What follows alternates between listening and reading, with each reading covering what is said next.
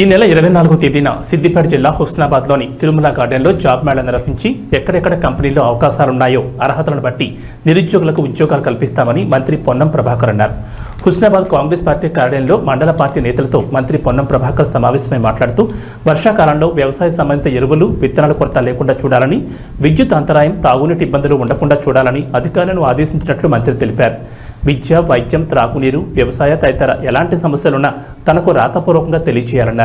అత్యవసర సమస్యలు ముందుగా పరిష్కారం చేస్తానని, గ్రామాల వారికి సమస్యలు పరిష్కరిస్తానన్నారు. ఈ నెల 21 నుండి ఎన్నికల్లో పర్యటించిన విధంగా హుస్నాబాద్ నియోజకవర్గంలోని 7 మండలాల్లోని గ్రామాల్లో విడతల వారీగా పర్యటిస్తానన్నారు. ప్రభుత్వ ఆసుపత్రులలో వైద్యానికి సంబంధించి మంచి చికిత్స కోసం ప్రత్యేకంగా ఓ వ్యక్తిని నియమించినట్లు పేర్కొన్నారు. అన్ని కార్యక్రమాలను తొందరలోనే చేస్తున్నామనే మాట వాళ్ళకి చెప్పండి.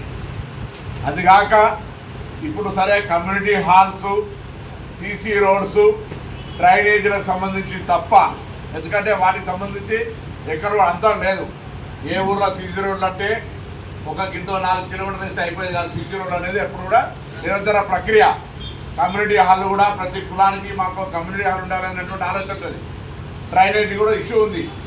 అవి 3 పక్కన పెట్టి విద్యాపరంగా, వైద్యపరంగా, త్రాగునీటి పరంగా, వ్యవసాయానికి సంబంధించినటువంటి పరంగా, అయితే ఇతరత్ర అంటే మౌలికంగా ప్రజలకు సంబంధించిన ప్రధానమైనటువంటి అంశాలు ఏమున్నా అవి ఇక్కడ మా చందు కానీ మీ మండల నాయకత్వం అంతా కూడా రమణ ఉంటాడు. దయచేసి గ్రామం వారీగా మీరు ఆ సమస్యలన్నీ రాపియండి. ఒక్కొక్క సమస్యకు ఒక్కొక్క కాగితం ఇచ్చి అన్నీ ఒక్కసారి కలిపితే పంచాయతీరాజ్ ఒకటవుతుంది, R&B ఒకటవుతుంది, వెటర్నరీ ఒకటవుతుంది, మెడికల్ అండ్ హెల్త్ ఒకటవుతుంది. మీరు అన్ని ఒక్క కాగితం మీద మా గ్రామానికి ఈ సంవత్సరాన్ని రాసిస్తారు. నేటు పంపలేదు ఆ కాగితాన్ని. ఏ డిపార్ట్మెంట్ ఇవాళ డాక్టర్లు ఎట్లా వచ్చారు?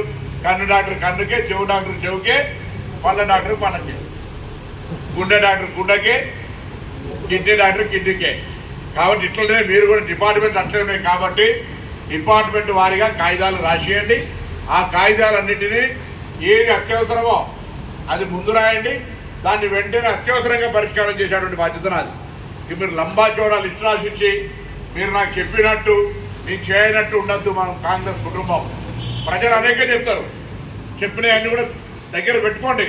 అలా ఏదైతే అత్యవసరమో, ఏదైతే మనం ఇలా పరిష్కరించాలి, ఉండండి. త్రాగునీరు బోర్ కావాలి, లేదా పైప్ లైన్ కావాలి, ట్యాంక్ కట్టాలి, లైట్లకు పోల్ వేయాలి, అగ్రికల్చర్ సంబంధించినటువంటి ఇరిగేషన్ మీద కొంచెం కాలువ తీయాలి, లేకపోతే ఇంకా అక్కడ ఉండబడినటువంటి ఒక చెరువును నింపాలి.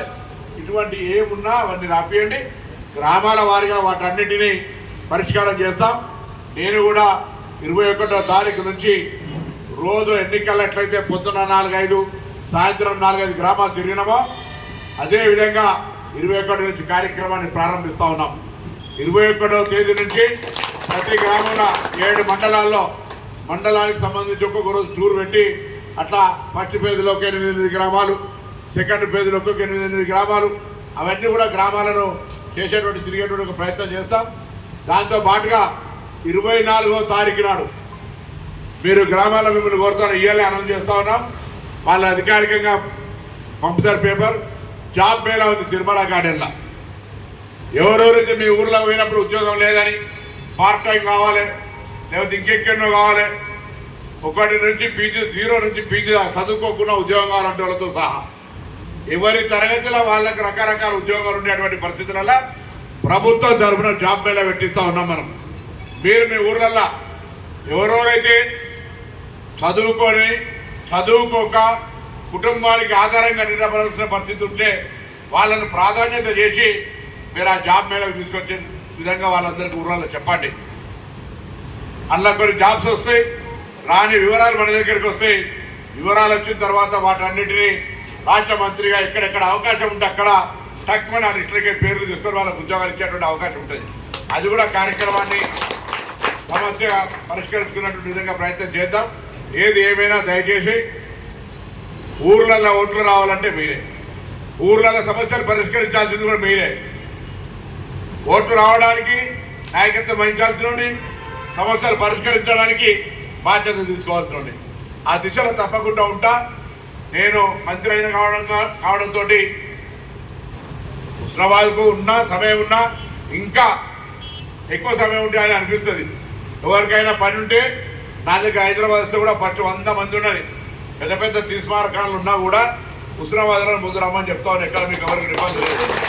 హుస్నాబాద్ బరాబర్ నేను ముందే చెప్పిన, ఎన్నికైన తర్వాత ఎక్కడికైనా వెళ్తే హుస్నాబాద్ అంటే గౌరవం ఇస్తా అని చెప్పిన. ఆ విధంగా చెప్తాను. హాస్పిటల్కి సంబంధించి కూడా ఇప్పటికే ఒక మనిషిని హైదరాబాద్లో పెట్టినా.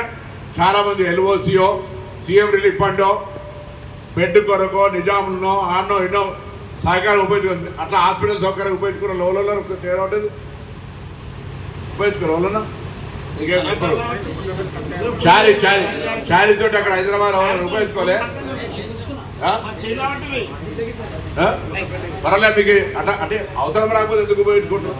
అవసరం వచ్చినప్పుడు హైదరాబాద్లో మన ప్రాంతంకు సంబంధించిన వాళ్ళ వైద్యానికి సంబంధించి ఒక ప్రత్యేకమైన మనిషి, బెడ్ దొరకకపోయినా, మంచి ట్రీట్మెంట్ దొరకకపోయినా, ఆ యొక్క ఆరోగ్యానికి సంబంధించిన బిల్లులు మళ్ళీ క్లెయిమ్ చేసి ఇచ్చినప్పుడు కావచ్చు, అడ్వాన్స్గా ఎల్ఓసి అంత వచ్చినప్పుడు కావచ్చు, ఇవన్నీ కూడా ఒక మనిషి పెట్టిన ప్రధానమైన. ఆ విధంగా ఆరోగ్యము, విద్య, వైద్యం ఇటువంటి ఊర్లలో ఉన్నాయన్నీ కూడా కొన్ని కాగితాలు ఇచ్చేది. కాగితాలు ఇచ్చి మీరు రాసి దేనికి అదే అప్లికేషన్లు ఇచ్చే విధంగా చేయమని చెప్పి కోరుతూ మరొకసారి మీ అందరూ